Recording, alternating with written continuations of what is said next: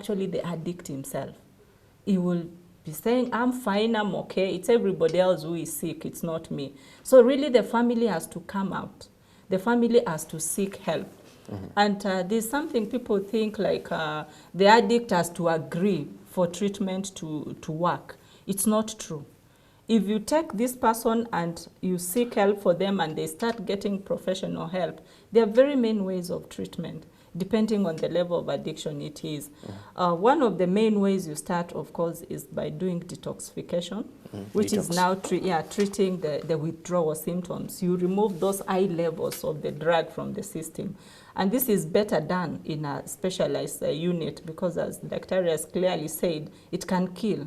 These withdrawal symptoms can actually kill. If somebody has been taking like 10 bottles of beer every day, you stop suddenly, this person will go into a coma, they'll start hallucinating, they can even harm other people.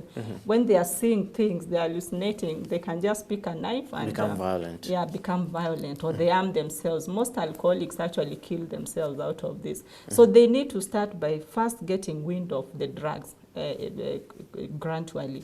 And then you can be treated either as an outpatient, depending on how severely affected you are. We have programs which you can get into and get treated in outpatient, or you can be checked into a residential rehabilitation center, where they are taken through a program of about 12 weeks, and you get help. So the family, really the relatives, the friends, whoever is concerned must come out and help the alcoholic seek help, because they may not get to the point of seeking help themselves. Okay. Yes. Just before we go to medical aspect of cure, let's pick a phone call from Maurice. We have lost that call. But Dr. Kibe, are there drugs to cure alcohol addiction? Briefly.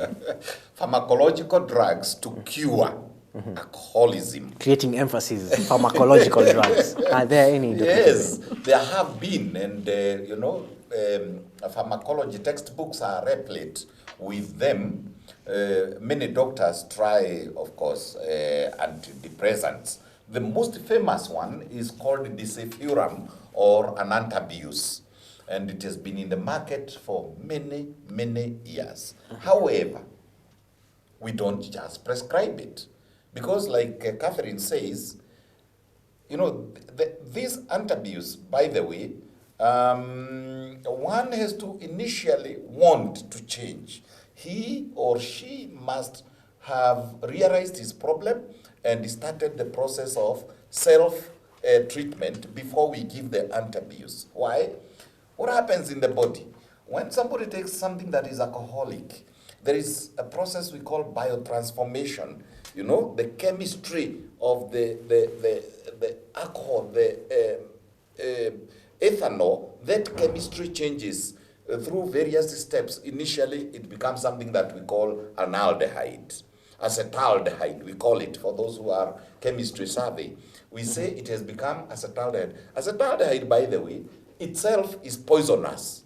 It's an aldehyde, it is poisonous, and then it goes to a ketone, another type of a molecule in the body. Okay. And these two are highly poisonous, and they are responsible for hangover.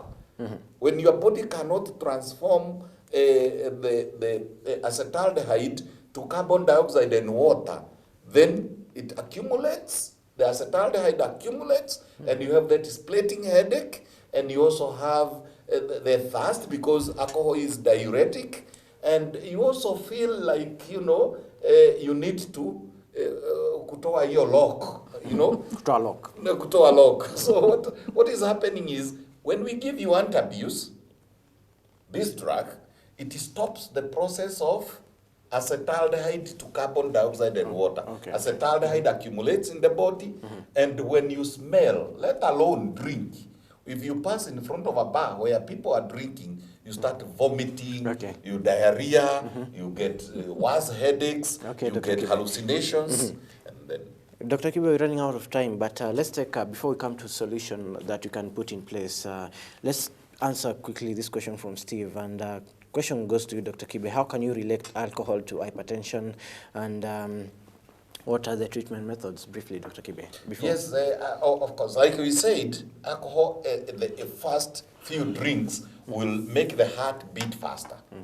The first few drinks will raise the adrenaline and the cortisol levels in the body, and therefore will increase blood pressure. Okay.